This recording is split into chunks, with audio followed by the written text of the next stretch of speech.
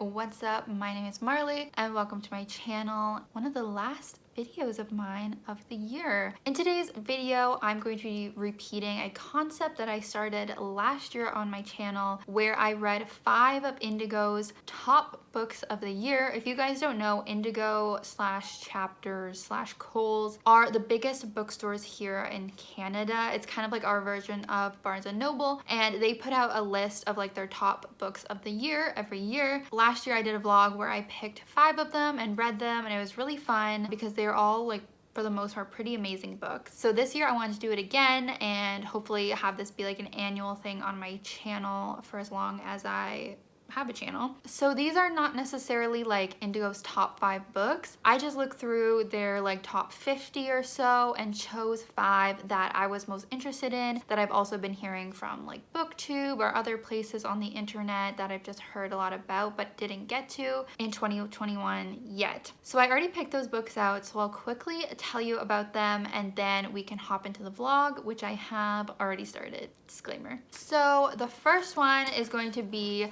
Not a Happy Family by Shari Lapena. This is a Canadian thriller author. I read one of her books already, and this is a pretty popular one from this year. It is about a family, a very rich family made up of the parents and then their 3 adult children. And after this one family event, I think it's Easter, the parents end up brutally murdered. And so of course their 3 adult children are the main suspects as some of the last people to see them, and also because they stand to inherit a lot of money from their parents' death. So it's a thriller exploring that and seeing who killed the parents and why. Then we have Firekeeper's Daughter by Angeline Boulley. So this is the only YA book that I chose. It actually also won the best YA book on the Goodreads Choice Awards, and it's kind of like a contemporary thriller. So we're following this young girl who lives in an area that has a lot of Native people in the community, and she herself is half Native. She ends up getting wrapped up in this sort of mystery investigation when tragedy strikes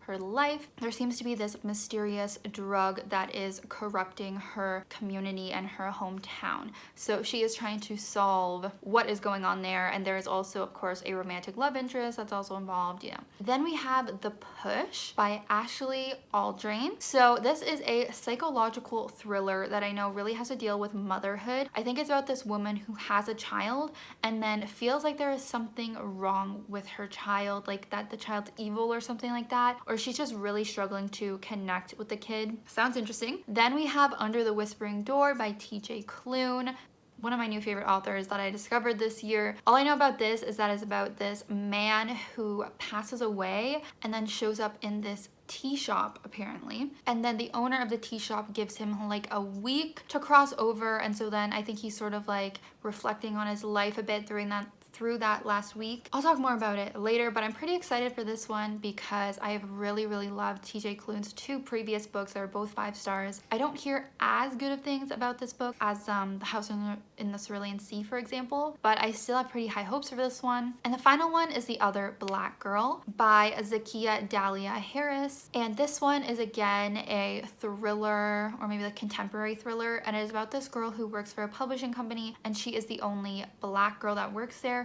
And then this other black girl ends up being hired, so she's very excited at first to see another person that looks like her working there, but then it does not go how she plans, and some mysterious things start happening. Some threatening notes, I think, start being delivered to her. Yeah, that's all I'll say about that one. So let's dive into this. Let's see if these are really some of the best books of the year, or if I will be majorly disappointed. Hey guys, so I have been reading Not a Happy Family by Shari Lapena, and I'm having a good time. I really am. I was reading this other book, which you probably saw in my last vlog, and it was putting me into a bit of a slump. So I dove into this one, which I had a feeling would be a good, quick read for me, and it is looking like it will be.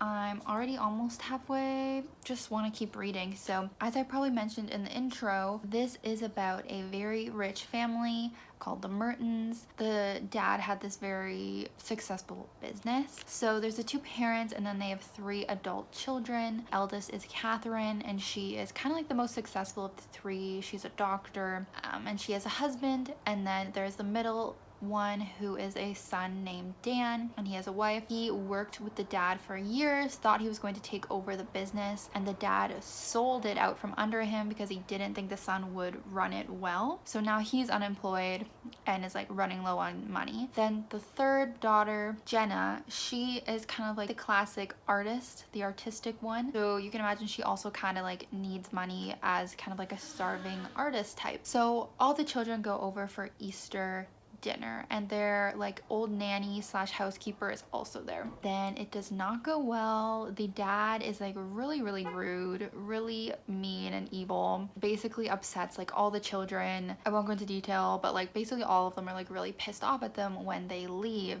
Then I think the following day, the housekeeper goes over and finds the two parents brutally murdered. And obviously some of the suspects are the kids, as they have stuff to gain from their parents dying, you know, getting the money from the will and stuff. So we're following the points of view of all those kids and like a few other characters mixed in there. At first I was like, oh, I don't know how like interested I am in this. Like, it's obviously gonna be one of the kids, and like I understand why they'd want him dead. Like, I don't know how good it's gonna be. But now that I am getting more wrapped into the story and all the characters and all the different motives and relationships, I'm like, okay, I'm sold. I am invested in what's going on here. I was talking to my boyfriend about the plot, and we kind of had this theory that like the dad killed himself as like the ultimate like revenge to like frame his kids for his murder. So I don't know if it's gonna go in that direction. There was also something that I predicted that now we just found out. Like, we had this little reveal that I thought was gonna come later, but it's coming earlier, so that's kind of interesting. So yeah, I'm enjoying it. I don't anticipate the twist being like mind-blowing, but I still just feel like I'm having such a good time reading another one of Shari Lapena's thriller books. I just love these types of thrillers, and I just think it's gonna be a solid 4-star. I was looking on Goodreads. Most of the people I have on there gave it 4 stars, and I really anticipate it to be a solid, good book. Not anything mind-blowing, but like still really enjoyable. So I'll probably keep reading this today because I'm really enjoying it, and hopefully I can like get ahead on my reading schedule because I am behind for December. So I just finished Not a Happy Family. It did take me less than a day to read, which shows how good of a book it was. I'm giving it 4.5 stars though. Yeah, like the fact that I read it in a day honestly just speaks for itself. Whenever I do that, it was so good. It had me so like addicted to reading it. Basically, you're having point of views from all these characters. It's constantly changing, so it feels very fast-paced. It was very similar to the other book I read by her. I think this is her style, where a lot of it is just like the characters all talking to each other, and then reveals are kind of happening throughout, and then the characters are all kind of like gossiping and telling each other, and then there's the detectives that are also involved and they're finding things out. Like, it's very similar to her other book that I read. So I assume all of her books have this style, which potentially could get to be like pretty repetitive, but I also feel like I kind of like the style. So I actually am looking forward to reading the rest of her books. Hopefully it doesn't get too repetitive, but yeah, I was constantly having little theories of what I thought was gonna happen. I was just sitting beside my boyfriend, and like I kept updating him on like every theory that I had. The reason I have to take off a 0.5 is that I feel like by the end, the ultimate twist of who the killer was wasn't the best. Like, I kind of had this other theory that I would have loved way more if that was actually the twist. It did keep me guessing though. Like, I did consider that person that was the killer, but I considered a lot of other things as well. So a very great book, definitely worth the read. I really am enjoying this author. I see why it was on Indigo's list of best books. So that was great. Definitely caught me up on my reading schedule a bit because I read it in a day. I'm not sure what book I'm gonna go on to next, but of course I will let you know in the next update.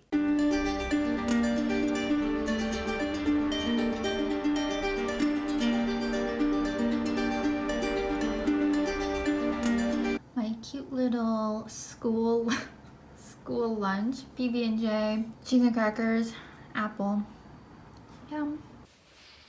So I'm 40% of the way through Firekeeper's Daughter. It's going pretty well. This is the one that is about this native teen. She lives in Sault Ste. Marie, Michigan. There's actually a Sault Ste. Marie also in Canada, Ontario. So that's kind of cool. Like, I'm kind of familiar with that. They talk about like crossing over to Canada a lot because it's right on the border. So that's kind of fun for me because I am Canadian. But yeah, our main character's name is Donis. She's only native on her dad's side, so she feels a little bit torn between like the two sides of her family. But her dad actually knocked up this other woman very close to when she was conceived, so she has a brother very close to her age. Her dad passed away when she was young, so she deals with that, and it's mostly through like her aunt and the rest of the community that she has learned about like her native heritage, and she's very involved in the community. So it's been pretty cool to read about all of that sort of stuff, like the different tribes and all of these things with native culture and native people. It has been very cool for me to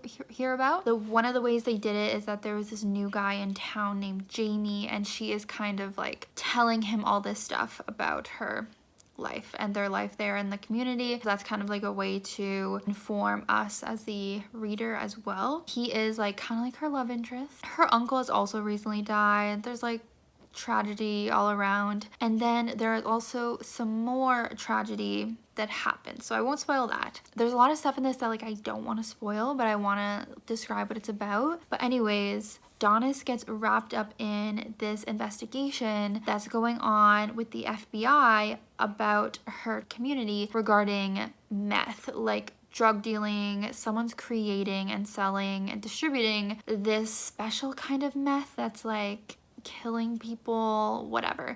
So she kind of gets wrapped up in this investigation, which I found to be a little bit unrealistic because I'm like, she's this young girl, like why are they bringing her into this? Like why are the cops bringing her into this kind of thing? But whatever, I have to like suspend my disbelief a little bit with that. But yeah, I like that she is a character who wants to figure out what's happening, is willing to like make sacrifices for her community to like figure out what's going on and try and, you know, save people from this like drug epidemic that's happening. It also takes place in 2004 or 2003, which is sort of an interesting time for this to be happening. I will say, like, I was probably enjoying the first part of it a little bit more than I have been enjoying this last part I've been reading. I just feel like the pacing has really slowed down. I'm really hoping that that can like ramp up a little bit more and she can get like more involved in this mystery a little bit and we can find out more, because at this point I don't really have an idea. Actually, I am gonna predict that her brother is involved. I think that's gonna be a twist, that her brother is like involved in the meth making or distributing. Just putting that out there as my prediction, because it's not something like in a typical mystery where we have all these suspects, who's going to be involved. Like there's not that many characters that I think could be involved. But yeah, our character is 18, so she's not like a super young teen. Like it's kind of acceptable for her to be doing these things because she's technically an adult, but I don't know. Some of her love interests are like older than her, and I'm like, but I guess it's fine. But yeah, I like the romance. I need the mystery and the plot to pick up, and I do like our main character and just all her different like relationships with people in the community and her family. So it's going pretty well, but I wish it was going even better. So I'm really tempted to stop reading and watch The Hating Game, but I just want to like get through this book. I also am struggling to keep up with Vlogmas. There's so many videos people are uploading right now, but I have plans this weekend, so I need to read. But hopefully I can watch The Hating Game during this vlog at least and let you guys know my thoughts. I don't think it's gonna be good, but I just want to see it. So I just made a Storygraph account, very exciting. I'll put a link in the description so you can add me on there. I'm still learning how to use this, obviously, but I think this is super cool. This is the stats page. These are the moods of all the books that I've read this year. So dark, mysterious, and emotional, and adventurous are the top ones. I mostly read medium-paced books or fast. Page numbers, I mostly read between 300 and 500. All fiction, not surprised. Genres, it's interesting. I still have read a mostly young adult. Fantasy, romance, contemporary. I'm surprised thrillers is so low, but I guess maybe YA thrillers go under young adult. instead of thriller. Yeah, I just find this really interesting. I'm gonna try and use Storygraph more than Goodreads now, maybe. I know it's getting hate after the awards, so yeah, this is pretty cool. Average rating 4, not shocked. I give like everything 4. Oh my gosh, I just opened a package from Amazon that I did not order. I thought it was from like a certain person, but it's not. It's from Serena from A Wandering Mind. Thank you. She got me Grown by Tiffany D. Jackson. Oh, I'm sad. It's a little bit ripped, but that's fine. That's fine. Maybe I can glue it. Thank you so much. If she's watching this, I'll have to message her. But I have not read any Tiffany D. Jackson books yet, so I really want to get to all of them. This is it's such a pretty cover. That's so exciting. Wow, it really is the Christmas season. Thank you. I think this is the most I've ever cried cutting an onion.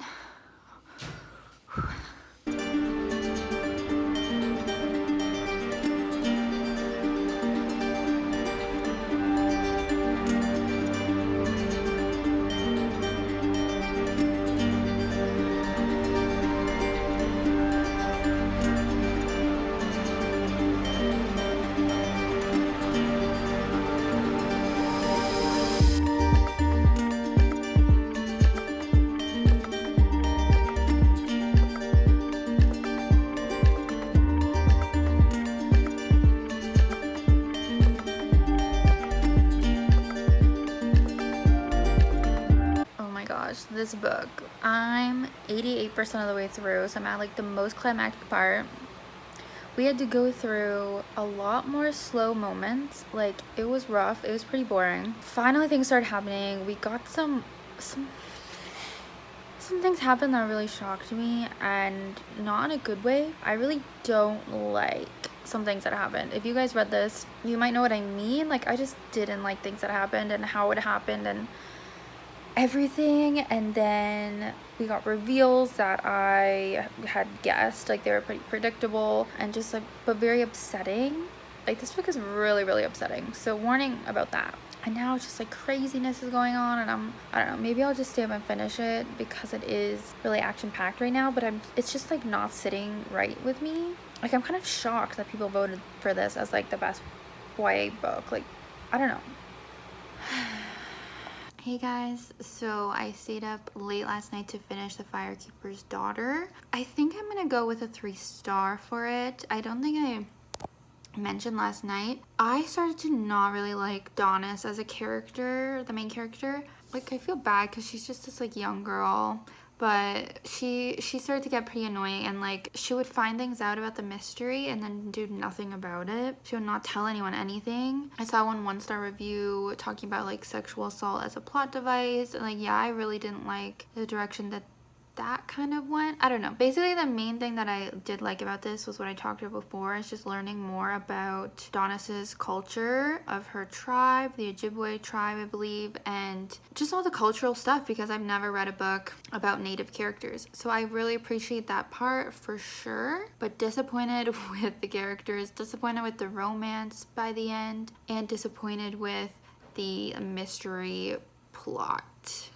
Yeah, giving this 3 stars. It is pretty easy to read. Like, it's not going to be too difficult. It just is very slow. That would probably be the hardest thing to read. It kind of reminded me of Beartown because it does deal with hockey a lot, and I did not care for that stuff. And then it also deals with some hard-hitting topics as well, similar to Beartown. So maybe Beartown I gave 5 stars though, like, I think. So they're not exactly the same, but like, maybe you'd like this book if you liked those things about Beartown. Excited to go into the next book. I think I'm gonna do The Push. I'm kind of reading them in the order of like what I think will be the best to the worst. So I just think like these thrillers are gonna be the best, just knowing me. So I think that The Push is gonna be good. So yeah, I'll start that tonight.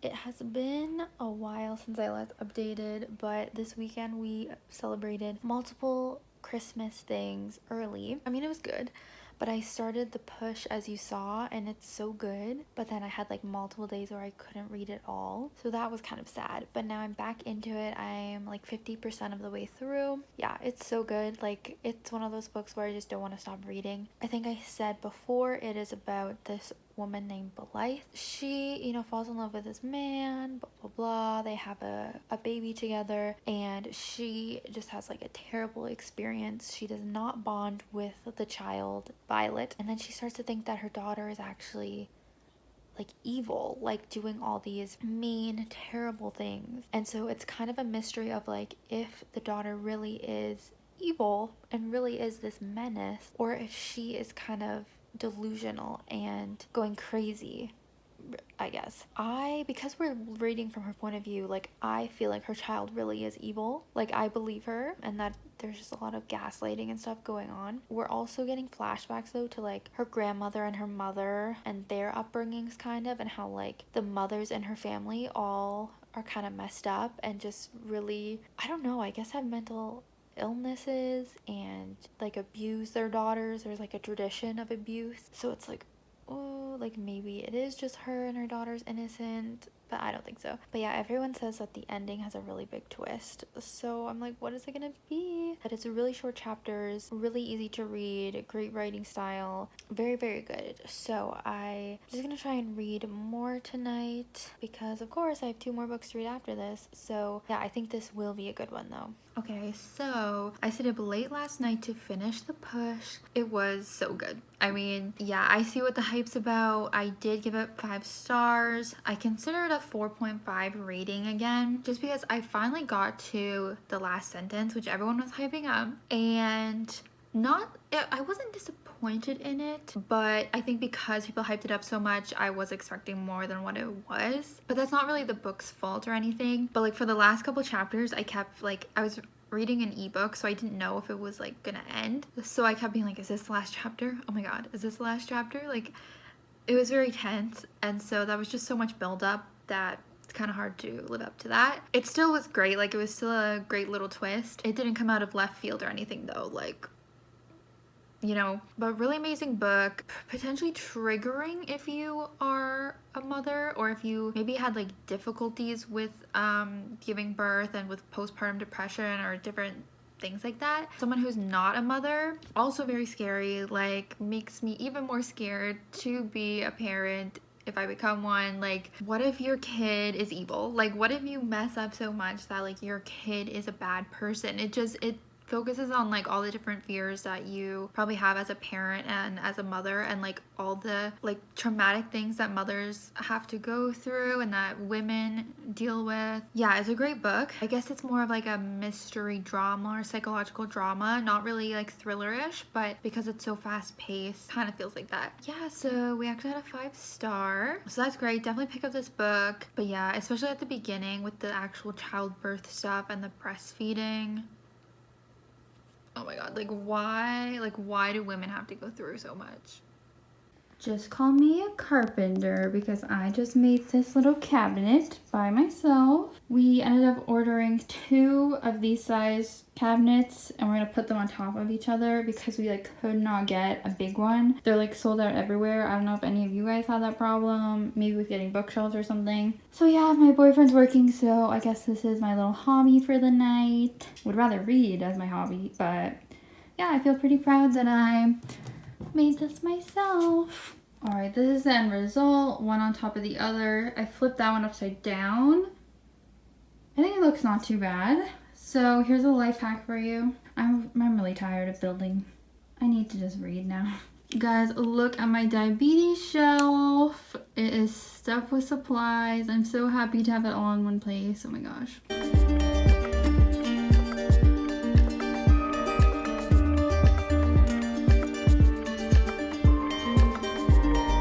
Guys, I had the little setup here because I was filming my final video of the year, which was my favorite books of the year. And I'm filming it before I finish this because I know this is not gonna make the cut. So I started The Other Black Girl and I'm like 42% of the way through.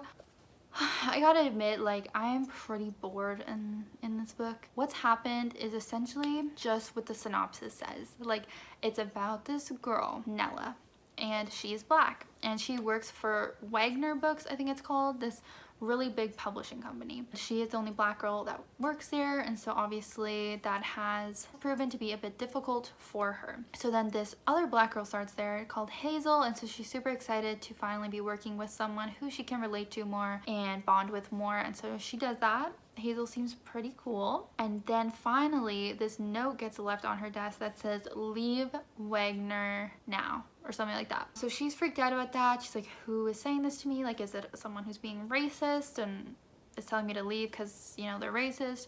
She thinks maybe it's Hazel because like she just started there and there's some weird kind of energy there. So yeah, that's the first half of the book, which is essentially what I already knew going into it. There are also some weird flashbacks sometimes, or like other POVs from these other women who I believe are other black women, but I'm gonna admit, like, those parts are really confusing me. It definitely has to do with the mystery of what's going on here, but I'm not super clear on what those passages mean every time they pop up. Yeah, I don't know, it's too bad because like I'm kind of forcing myself to read. It also has long chapters, and like, why are people still making books with long chapters? Like, they're not even that long, but they're like, it's like 20 pages or more sometimes, or sometimes less. But I'm just like, I need chapters to be shorter. It just makes it so much better. Yeah, basically I'm just kind of bored and not sure where it's going. I have one prediction, and if it's that, then I'm gonna be let down. I forgot to mention, I do have a theory that the note that she thinks is so threatening is actually someone trying to protect her. Maybe that's a little theory. I also didn't mention, like, I do enjoy reading about a publishing company. I do like that concept. Like my tree. This is actually a really nice background, like the books on this tree. I should film an actual video here. I do like reading about a publishing company. It's just like, I need more like actual action.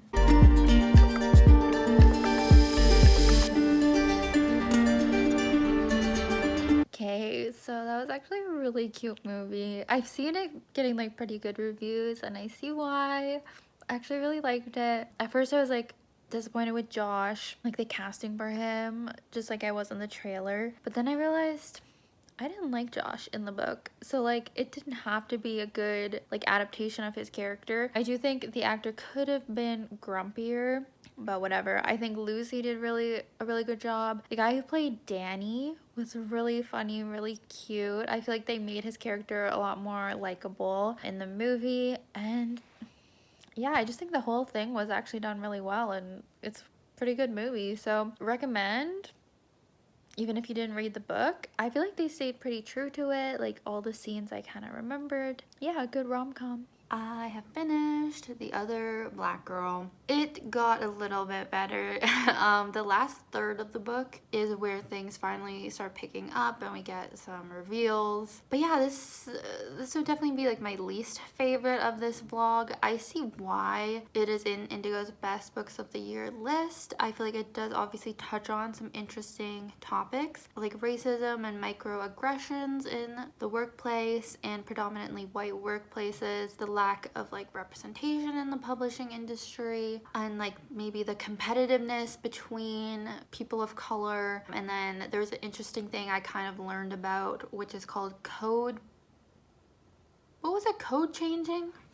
What was that term? Code switching. So that's where you like use different language, I guess, depending on who you're with. So how like black people will do that depending on like who they're around. Like if they're around white people or other black people, they'll kind of change how they talk or how they act to like not, I don't know, to like fit in more. Or I'm really not the person to speak on this. So I was reading some reviews. Some people really adore this book and some people really don't like it. And I do lean more towards like not really liking it. I think it was way too slow. The main character was pretty unlikable. She was pretty annoying. There's just like so many frustrating things, especially with the main character. And the ending, I've seen some people say they didn't like it. I kind of did like the final little ending, like the epilogue, but a lot of things I don't feel totally satisfied with. So yeah, I think I'm gonna do 3 stars, but honestly it could potentially even be lower. I'm just gonna do 3 and I'm gonna move on to Under the Whispering Door, the final book. It's my last day of work, which is pretty cool. My holidays start, so I'm very excited. We are seeing Spider-Man tonight. But yeah, I'll just check in when I've started Under the Whispering Door.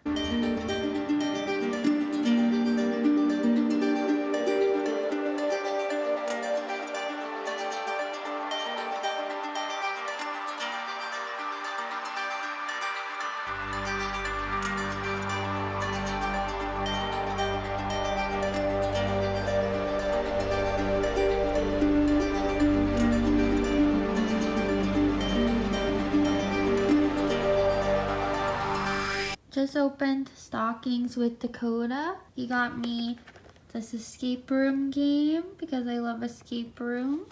He got me Ghostface socks because I love Scream. And then, going with the same spooky theme, he got me the Mary Shelley Club by Goldie Moldavsky, which I have heard of recently, and I think it's like a slasher book.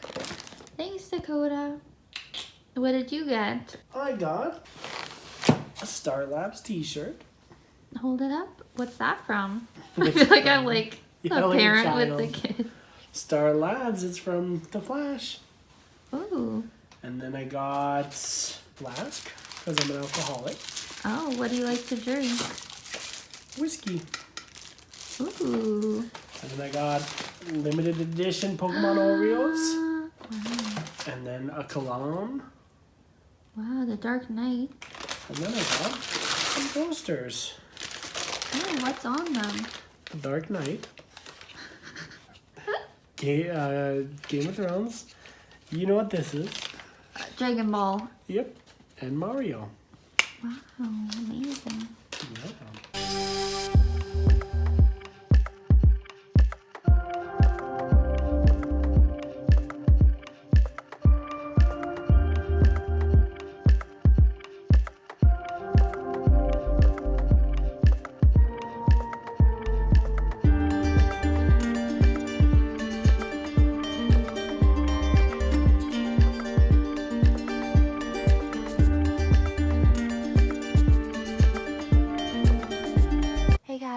It is Boxing Day today. I showed you a little bit of my Christmas. We used the Ninja Foodie for the first time. I made a roast, which was very good. We did end up playing that escape room game a little bit.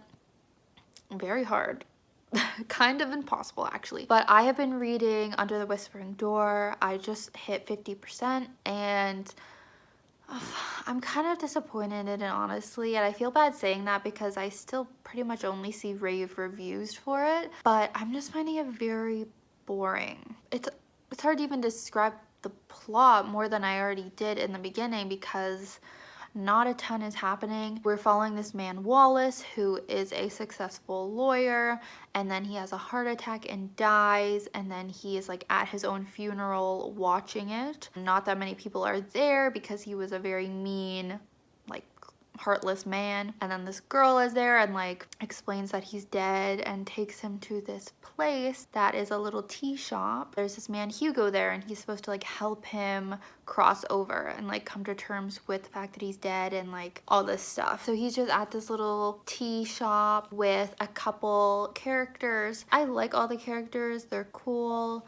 There's still some of that classic TJ Klune humor in it, but like not much is happening. Like he's just kind of learning how to be a ghost and how to be a better person, and there's a bit of a love story that's happening and developing, but it's very slow and it's just not, I'm just not enjoying it as the previous TJ Klune books that I've read. So kind of annoying because I literally just am able to sit here and read all day, but then I don't really want to because it's boring me. So this is the 50% update. I'm hoping to finish this soon because I want to upload this video in like 2 days.